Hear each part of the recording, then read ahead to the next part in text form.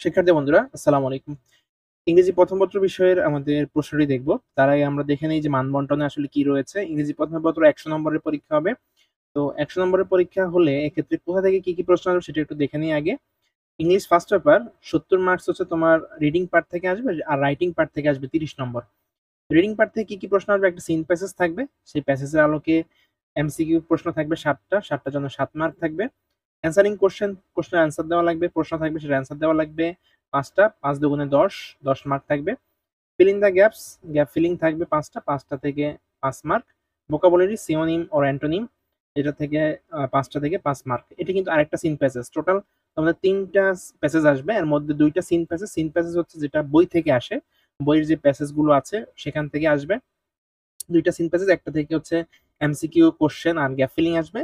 আরেকটা seen passage থেকে একটা থেকে এমসিকিউ আর কোশ্চেন আসবে, আরেকটা সিন প্যাসেজ থেকে গ্যাপ ফিলিং আর ভোকাবুলারি আসবে। আর হচ্ছে আনসিন প্যাসেজ, যেই প্যাসেজটা তোমার বইতে নাই, বই ছাড়া অন্য কোথা থেকে উঠাই দিবে, সেই আনসিন প্যাসেজটা হচ্ছে ইনফরমেশন ট্রান্সফার আসবে ৫টা থেকে ৫ মার্ক। ট্রু ফলস ৫টা ৫ মার্ক। রাইটিং সামারি, এই আনসিন প্যাসেজটা পড়ে এটা সামারি লিখতে বলা হবে, এটার জন্য ১০ মার্ক থাকবে। আর এ হচ্ছে তোমাদের সিন প্যাসেজ, আনসিন প্যাসেজের কাজ। এবার হচ্ছে ম্যাচিং। ম্যাচিং করতে দেওয়া হবে ৫টা। এটা বই মধ্য থেকে দিতে পারে, বইয়ের বাইরে থেকেও দিতে পারে, কিন্তু এগুলো বেশিরভাগ বইয়ের বাইরে থেকেই দিবে।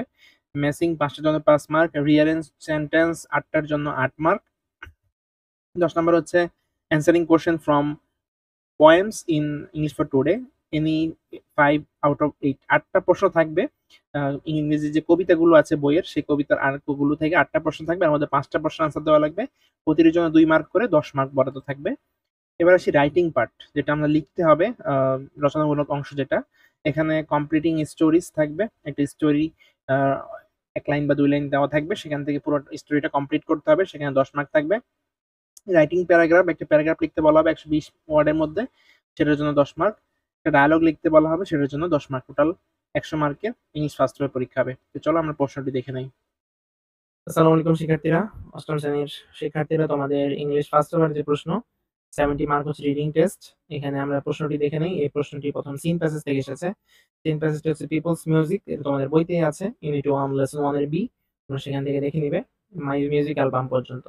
আচ্ছা, এখানে 7টি এমসিকিউ টাইপ প্রশ্ন আসার কথা ছিল, 7টি এমসিকিউ টাইপ প্রশ্ন আছে, তোমরা চাইলে এগুলো স্ক্রিনশট নিয়ে রাখতে পারো। আচ্ছা, স্ক্রিনশট নিয়ে নাও। এফ পর্যন্ত আছে এখানে। এবার হচ্ছে বাকি হচ্ছে জি। এখানে জি, তারপর হচ্ছে এখানে প্রশ্ন। ৫টি প্রশ্ন আছে, এটা সিনথেসিস থেকে এসেছে। ৫টি প্রশ্ন: what is folk music, what aspects of life are captured in folk music. এবার টোটাল ৫টি প্রশ্ন, ৫ দুগুণে ১০ মার্ক। তারপর এখানে আরেকটি সিন প্যাসেজ নকশি কাঁথা, এটা তোমাদের বইতে আছে, লেসন 1 এর ইউনিট 1 লেসন 2 নকশি কাঁথা। এখান থেকে হচ্ছে আমাদের ইনফরমেশন দিয়ে আমাদের ফিল ইন দ্য ব্ল্যাঙ্কস গুলা, মানে যে গ্যাপ গুলো আছে সেগুলা ফিল করতে হবে আরকি। ৫টার জন্য ৫ মার্ক। তারপর হচ্ছে সিনোনিম অ্যান্টোনিম, এটা ওই প্যাসেজ থেকে এসেছে, একটা নকশিকাঁথা প্যাসেজ থেকে। এখানে আর্টিস্টিক, তারপর আর্টিস্টিক, তারপর এমব্রয়ডার্ড, আম ফেমাস, এক্সপেনসিভ, হ্যান্ডিক্রাফট, এই যেগুলো, এই ওয়ার্ডগুলো সিনোনিম, অ্যান্টোনিম বের করে লিখতে হবে। এটার জন্য ৫টার জন্য ৫ মার্ক পাবে। পরবর্তীতে আরেকটা প্যাসেজ আছে, এই প্যাসেজটা কিন্তু আনসিন প্যাসেজ, এটা বইতে নাই, বইয়ের বাইরে। তোমরা চাইলে এটি স্ক্রিনশট নিতে পারো। You have heard the name S M Sultan. His full name is Sheikh Mohammed Sultan. He was a Bangladesh avant-garde artist. He worked in painting and drawing. He was born in Macedonia village, Norail, Masimdia village, Narail district. এখানে নড়াইল ডিস্ট্রিক্টে কেউ থাকলে comment সেকশনে লিখতে পারো। আচ্ছা, তো এই যে প্যাসেজটি থেকে আমাদের ইনফরমেশন গুলো লিখতে হবে। এখানে ইভেন্ট এর নাম থাকবে, এখানে হু বা হোয়াট এটা থাকবে, এখানে হোয়ার কোথায় হচ্ছে সেটা থাকবে, এখানে হোয়েন কোথায় কখন হবে সেটা থাকবে। পরবর্তীতে এই প্যাসেজটা থেকে ট্রু ফলস লিখতে হবে। এখানে ৫টা ট্রু ফলস আছে, কোনটা ট্রু কোনটা ফলস সেটা লিখে দিলেই হবে।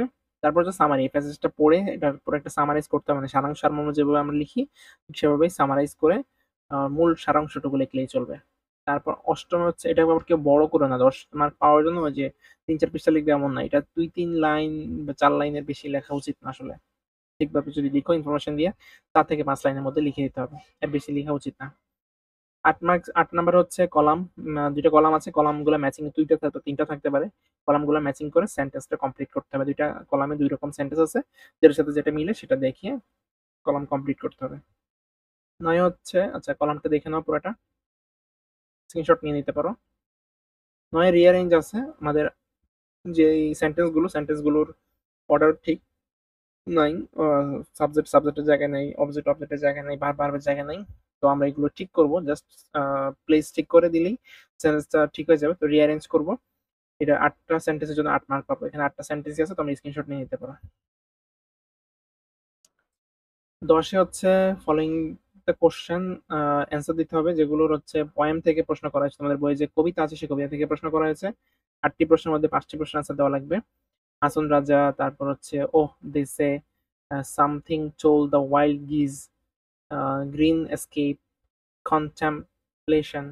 তো এই যে কবিতাগুলো, এই কবিতাগুলো থেকে প্রশ্ন করা হয়েছে। এখানে টোটাল ৫ টি প্রশ্নের জন্য ১০ মার্ক পেয়ে যাবে। তোমরা চাইলে প্রশ্নগুলো স্ক্রিনশট নিয়ে রাখতে পারো।